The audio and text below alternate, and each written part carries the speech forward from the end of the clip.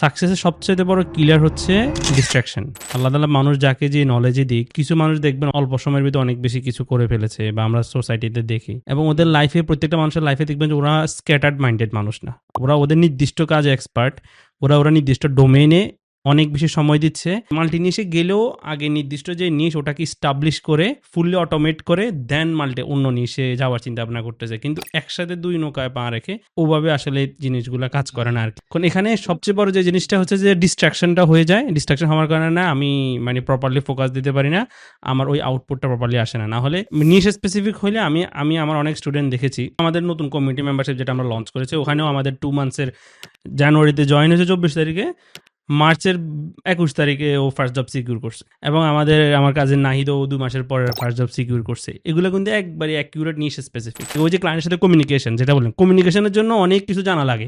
শুধু সার্ভিস দিতে একটা মানুষ অনেক কিছু জানবে, জানা এই মানে এই না যে সবকিছু তাকে সার্ভিস দিতে হবে, ঠিক আছে? এটা তার যে মেন যে নিশ, ওই নিশে কিন্তু অনেক বেশি হেল্প করবে ক্লায়েন্টের সাথে কনফিডেন্টভাবে কাজ করার ক্ষেত্রে। এটা হচ্ছে সবচেয়ে বড় বিষয় বলে আমি মনে করি আর কি, নিশ স্পেসিফিক হওয়ার ক্ষেত্রে। এবং যাদের সাথেই কথা বলে, যে যারা সাকসেস হয়েছে, এরা সবাই নিশ স্পেসিফিক।